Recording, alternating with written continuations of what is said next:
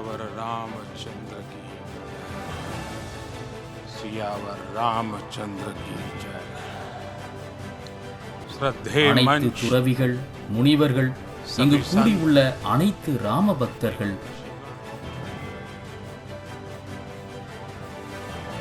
உலகின் ஒவ்வொரு பகுதியிலிருந்தும் நம் அனைவருடனும் இணைந்துள்ளவர்கள், உங்கள் அனைவருக்கும் வணக்கம்.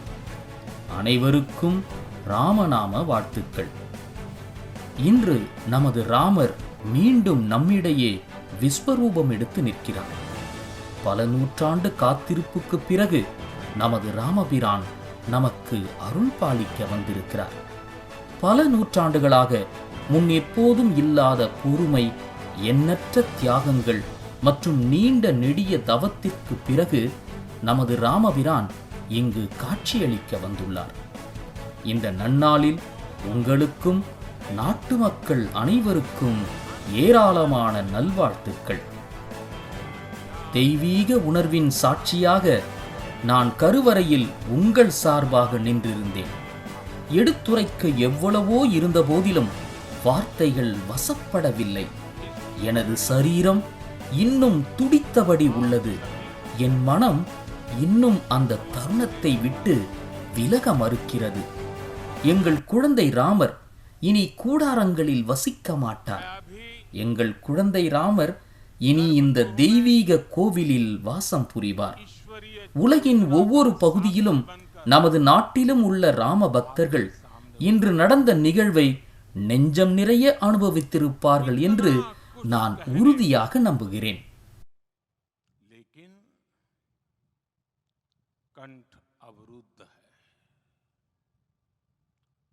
அதில் அளப்பரிய நம்பிக்கையும் கொண்டுள்ளேன். இந்த தருணம் மெய்சிலிர்க்க வைப்பது.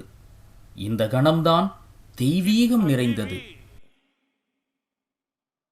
இந்த சூழல்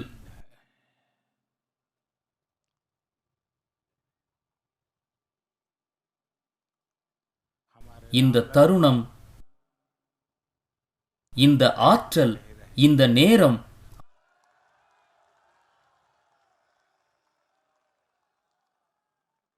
அதுதான் ஸ்ரீ ராமபிரான் நம் அனைவருக்கும் அருள் பாலித்துள்ள தருணம்.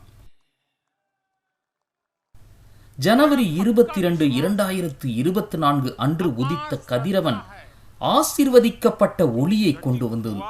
ஜனவரி 22, 2024 அன்று உதித்த கதிரவன் ஆசீர்வதிக்கப்பட்ட ஒளியை கொண்டு வந்துள்ளது. ஜனவரி 22, 2024 வெறுமனே நாட்காட்டியில் காட்டப்படும் தேதி அல்ல. இது புதிய கால சக்கரத்தின் துவக்கம். ராமர் கோயில் பூமி பூஜை தொடங்கியதிலிருந்து நாடு முழுவதும் ஒவ்வொரு நாளும் உற்சாகமும் ஆர்வமும் தொடர்ந்து அதிகரித்து வந்தன. கட்டுமான பணிகளை பார்க்கும்போது நாட்டு மக்கள் மனதில் ஒரு புதிய நம்பிக்கையும் எழுச்சியும் ஒவ்வொரு நாளும் ஏற்பட்டு வந்தது.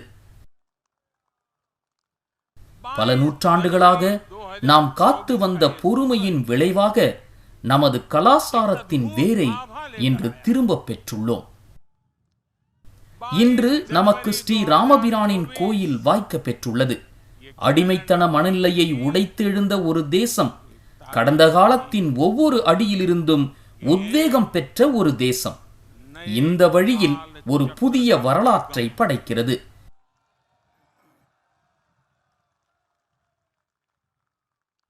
இனி 1000 ஆண்டுகள் கடந்தும் மக்கள் இந்த நாளை பற்றி, இந்த அற்புதமான தருணத்தை பற்றி பேசுவார்கள்.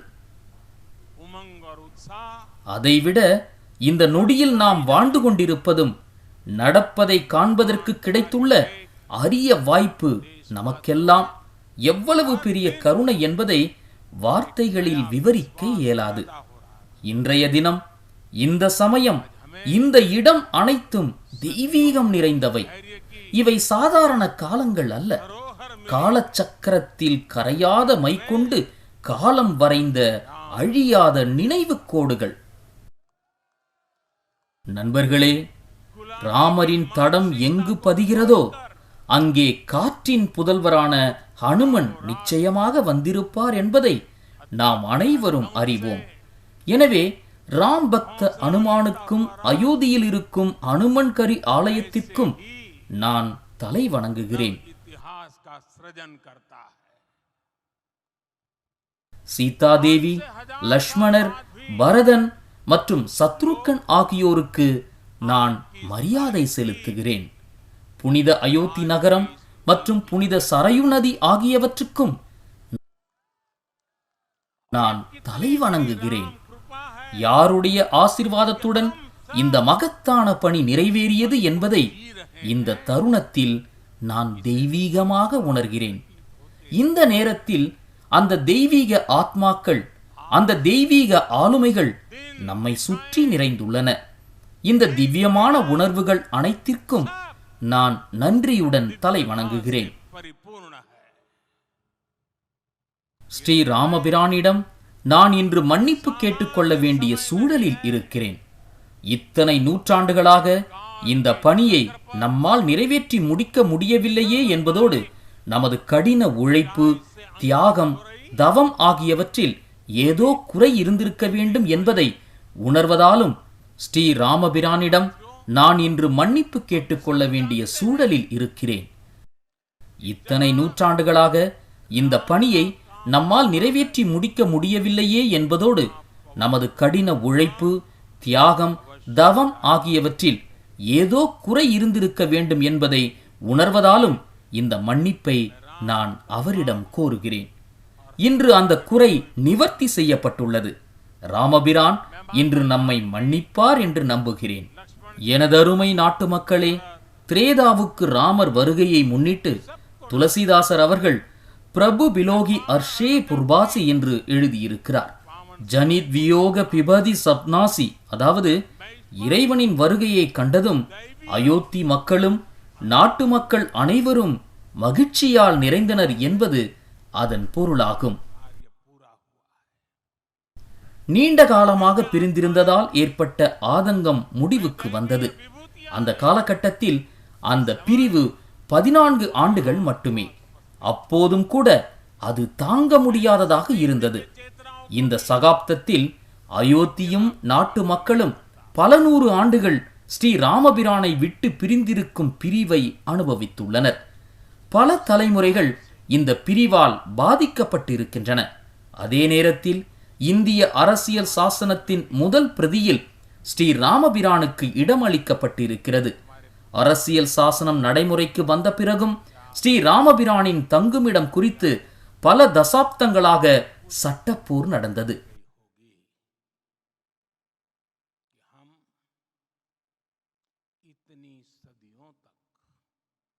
நீதிக்கு ஏற்பட்ட அவமானத்தை துடைத்தெறிந்த இந்திய நீதித்துறைக்கு எனது நன்றியை தெரிவித்துக் கொள்ள விரும்புகிறேன். நீதிக்கு சாட்சியாக நிற்கும் ராமர் கோயிலும் நியாயமான முறையில் கட்டப்பட்டுள்ளது.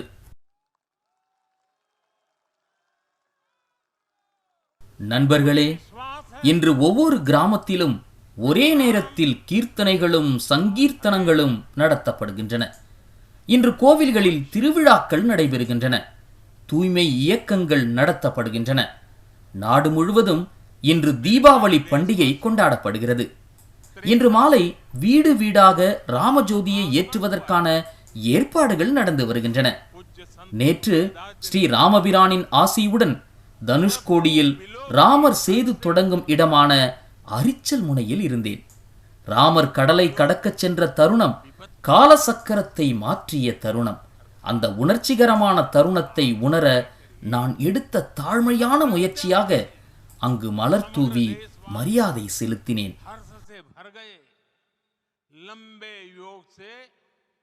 அப்போது காலச்சக்கரம் எப்படி மாறியதோ அதேபோல் இப்போது காலச்சக்கரம் மீண்டும் மாறி மங்களகரமான திசையில் சுழலும் என்ற நம்பிக்கை எனக்குள் உதித்தது. எனது 11 நாள் உண்ணாவிரத சம்பிரதாயத்தின் போது ராமரின் கால்கள் தடம் பதித்த இடங்களிலெல்லாம் அவரது காலச்சுவடிகளை தொட்டு வணங்க முயற்சித்தேன். நாசிக்கில் உள்ள பஞ்சவடிதாம், கேரளாவின் புனித திரிப்ராயர் கோயில், ஆந்திராவில் உள்ள லெபாக்ஷி, ஸ்ரீரங்கத்தில் உள்ள ஸ்ரீ ரங்கநாத சுவாமி கோயில், ராமேஸ்வரத்தில் உள்ள ஸ்ரீ ராமநாத சுவாமி கோயில், தனுஷ்கோடி என இந்த புனித பயணம் தொடர்ந்தது. இந்த யாத்திரையில் கிடைத்த புண்ணியத்தின் மூலம் சாகரிலிருந்து சரையு வரை பயணம் செய்யும் வாய்ப்பு எனக்கு கிடைத்தது எனது அதிர்ஷ்டம். சாகர் முதல் சரையு வரை ராமரின் பெயரால் ஏற்படும் கொண்டாட்ட உணர்வு எங்கும் நிறைந்திருந்தது. இந்திய ஆன்மாவின் ஒவ்வொரு துகளிலும் ஸ்ரீ ராமபிரான் இணைந்து ஒளிர்கிறார்.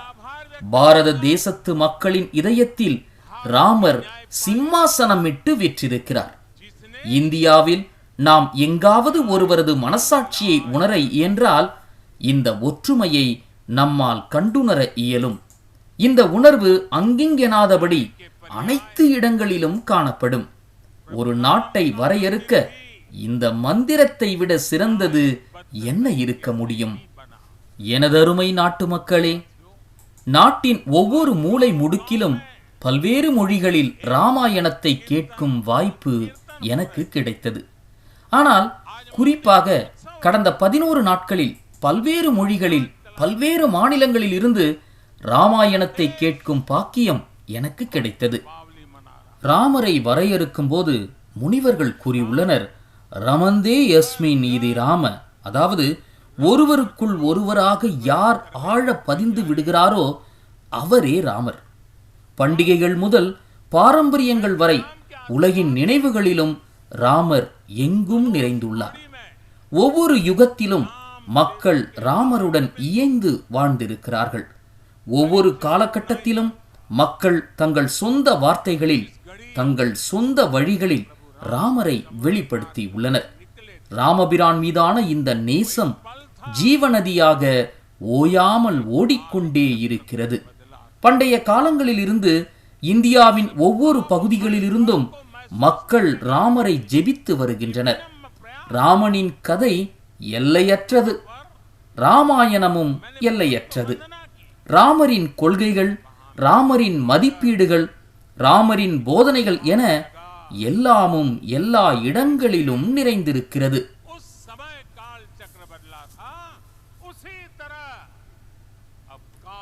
எனதருமை நாட்டு மக்களே, இன்று இந்த வரலாற்று சிறப்புமிக்க நேரத்தில் இதற்காக உழைத்த அந்த ஆளுமைகளை நாடு நினைவு கூர்கிறது. யாருடைய பணி மற்றும் அர்ப்பணிப்பு காரணமாக இந்த புனிதமான நாளை நாம் இன்று காண்கிறோமோ, அந்த ஆளுமைகள் காரணமாக ராமபிரானின் இந்த ஆலய நிர்மாணத்தில் தியாகம் மற்றும் தவத்தின் உச்சத்தை பலர் எடுத்து காட்டியுள்ளனர். எண்ணற்ற ராமபக்தர்கள், எண்ணற்ற கரசேவகர்கள், எண்ணற்ற துறவிகளுக்கு நாம் கடன்பட்டிருக்கிறோம். நண்பர்களே, இன்றைய நிகழ்ச்சி கொண்டாட்டத்திற்கான தருணம் மட்டுமல்ல, இந்திய சமூகத்தின் முதிர்ச்சியை உணரும் தருணமாகும்.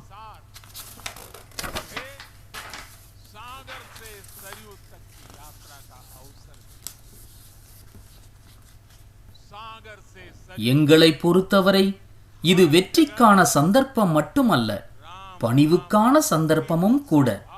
பல நாடுகள் தங்கள் சொந்த வரலாற்றில் சிக்கிக் கொள்கின்றன என்பதற்கு உலக வரலாறு சாட்சி.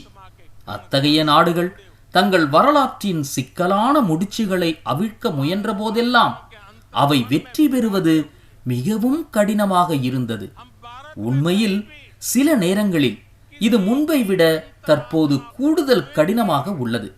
ஆனால் நமது நாடு வரலாற்றின் இந்த முடிச்சை அவிழ்த்துள்ள திறனும் உணர்ச்சியும் நமது கடந்த காலத்தை விட நமது எதிர்காலம் மிகவும் அழகாக இருக்கப் போகிறது என்பதை நமக்கு சொல்லாமல் சொல்கிறது.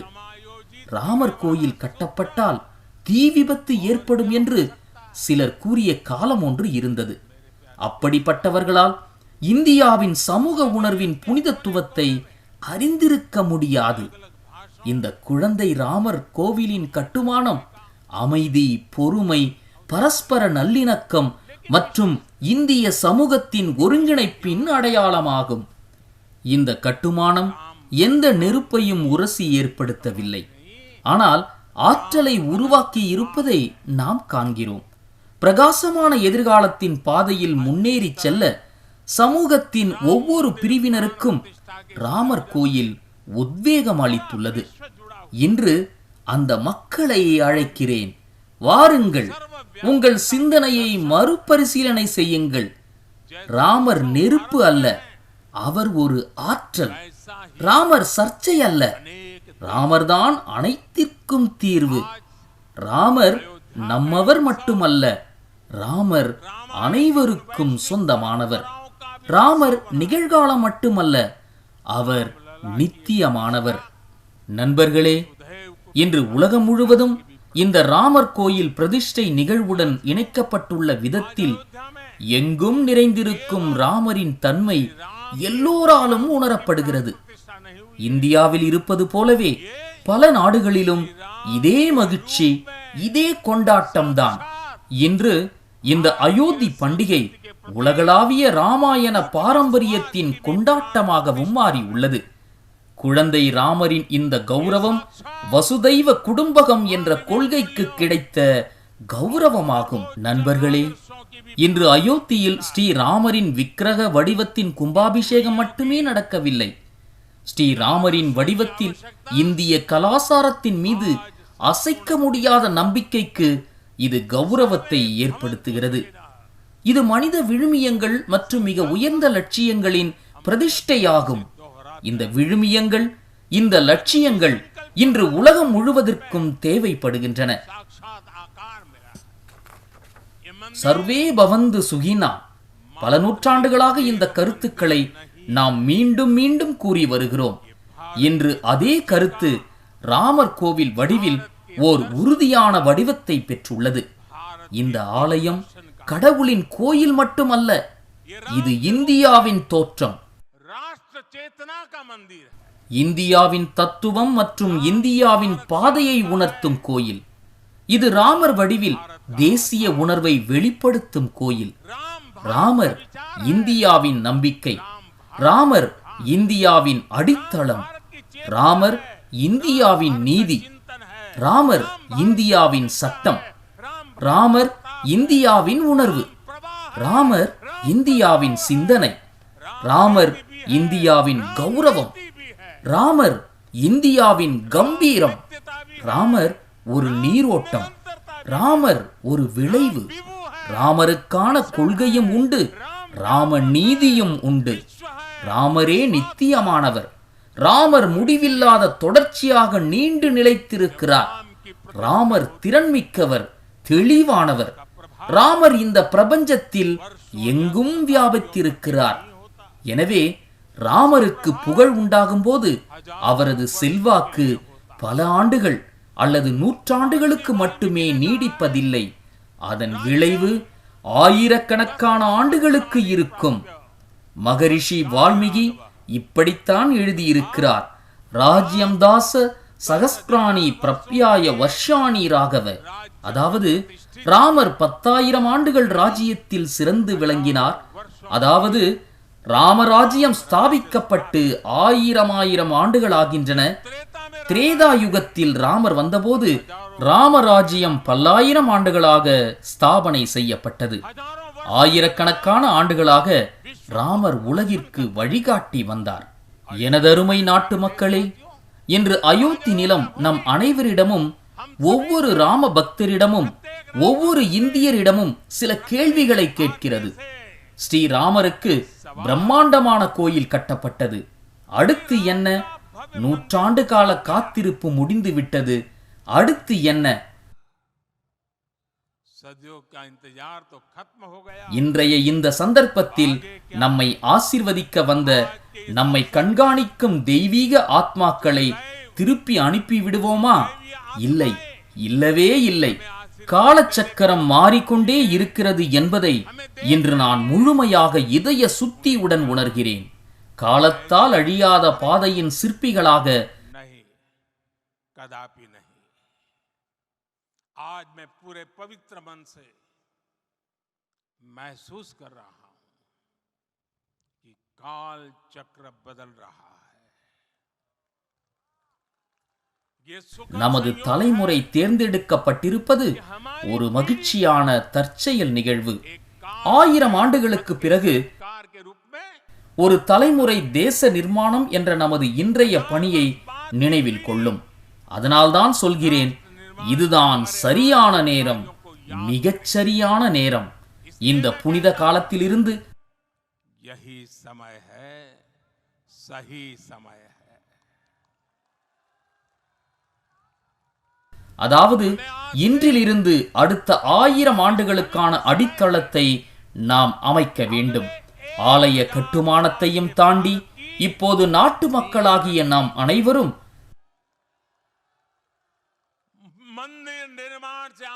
இந்த கணம் முதல் ஒரு திறன்மிக்க, திறமையான, மகத்தான தெய்வீக பாரதத்தை நிர்மாணிக்கும் கடமையை ஏற்றுக்கொள்கிறோம்.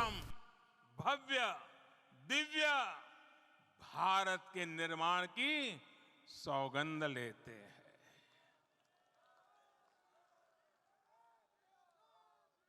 राम के विचार, ராமரின் சிந்தனைகள் நமது மனதிலும் பொது கருத்தாகவும் இருக்க வேண்டும். இது தேச நிர்மாணத்தின் ஏணி. நண்பர்களே, இன்றைய யுகம் நம் மனசாட்சியை விரிவுபடுத்த வேண்டும். நம் பிரஞ்ஞையை விரிவுபடுத்தி கடவுளிடமிருந்து நாட்டிற்கு, ராமரிடமிருந்து தேசத்திற்கு என்ற வகையில் ஹனுமான் மீதான பக்தி, ஹனுமானுக்கான சேவை, ஹனுமானுக்கான அர்ப்பணிப்பு, இவை நாம் வெளியில் தேட வேண்டிய அவசியமில்லாத குணங்கள். ஒவ்வொரு இந்தியரிடமும் உள்ள இந்த பக்தி, சேவை மற்றும் அர்ப்பணிப்பு வெளிப்பாடுகள் ஒரு திறமையான, மகத்தான மற்றும் தெய்வீக இந்தியாவின் அடிப்படையாக மாறும். கடவுளிடமிருந்து நாட்டுணர்வும், ராமனிடமிருந்து தேசத்தின் உணர்வும் விரிவடைவது ஏற்பட வேண்டும். தொலைதூர காட்டில் ஒரு குடிசையில் வசிக்கும் என் பழங்குடி தாய் சபரியின் நினைவில் இணையற்ற நம்பிக்கை விழித்தெழுகிறது.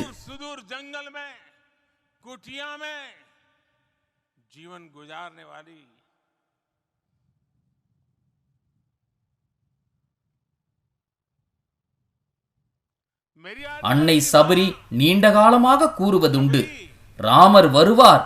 ஒவ்வொரு இந்தியனிடமும் பிறக்கும் இந்த நம்பிக்கை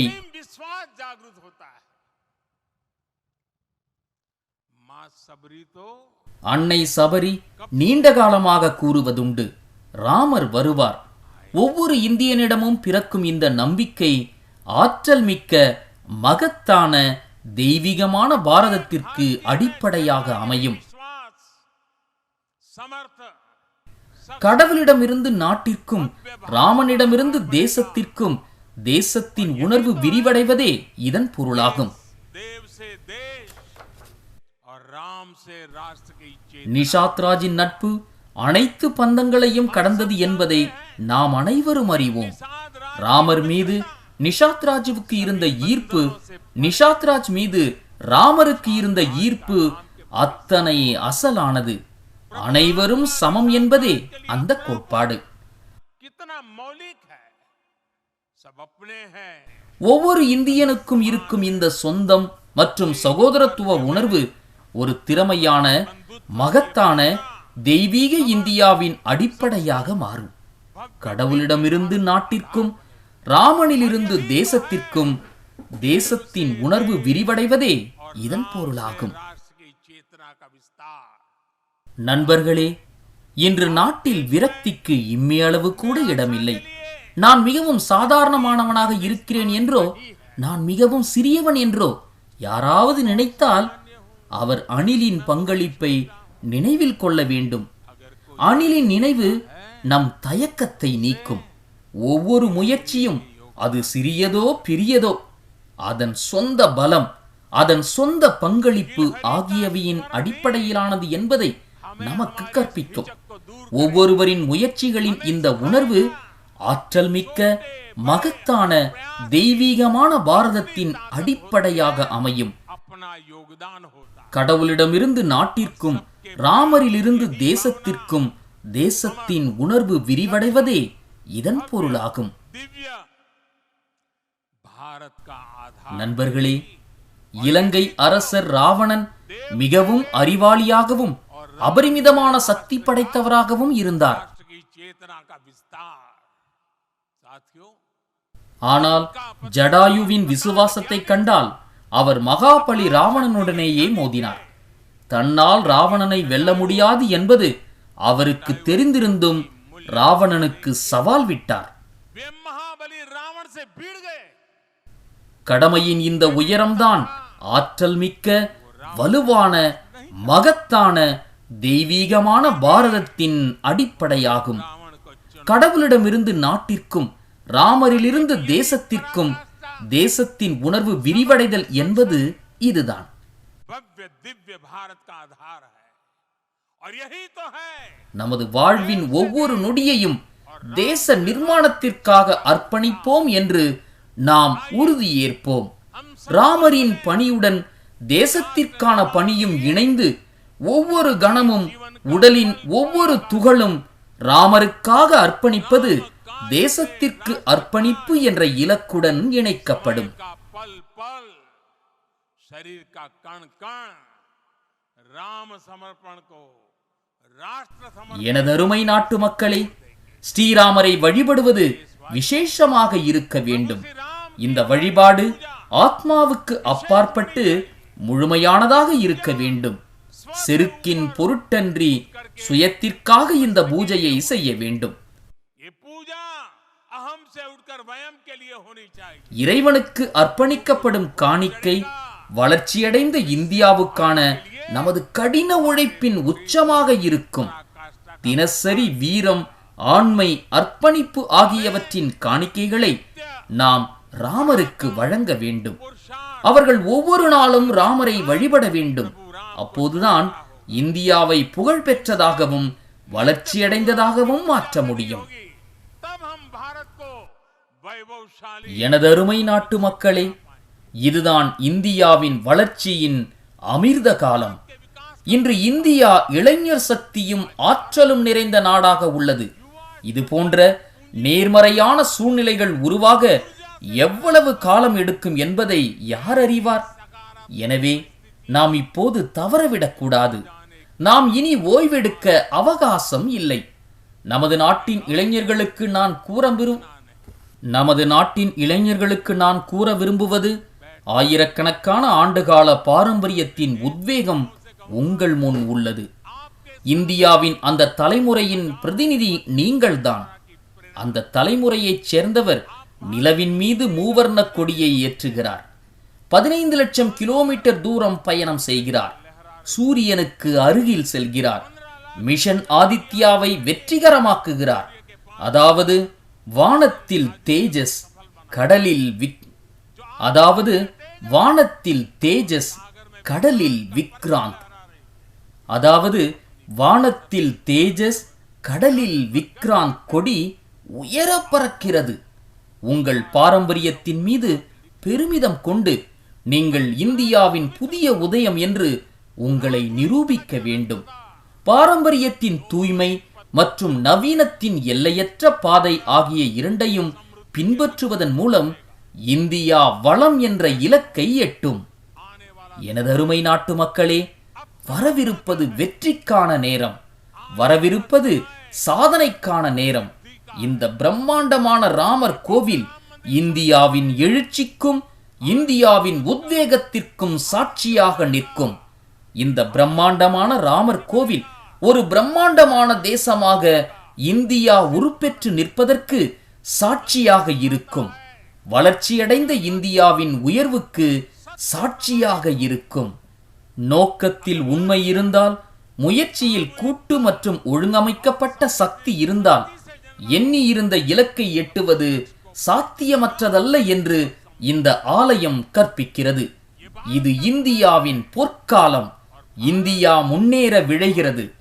பல நூற்றாண்டு காத்திருப்புக்கு பிறகு நாம் இந்த இலக்கை எட்டி உள்ளோம். இந்த சகாப்தம், இந்த காலகட்டத்திற்காக நாம் அனைவரும் நீண்ட நெடுங்காலமாக காத்திருந்தோம். நாங்கள் இனி ஓய்வெடுப்பது என்பது இல்லை. வளர்ச்சியின் உச்சத்தை தொடர்ந்து எட்டுவோம். இந்த உணர்வுடன் நான் குழந்தை ராமரின் தளிர்பாதங்களில் தலை வணங்குகிறேன். உங்கள் அனைவருக்கும் நல்வாழ்த்துக்கள். அனைத்து மகான்களின் பாதங்களுக்கும் என் வணக்கம். ராமச்சந்திர மூர்த்திக்கு ஜெயம் உண்டாகட்டும்.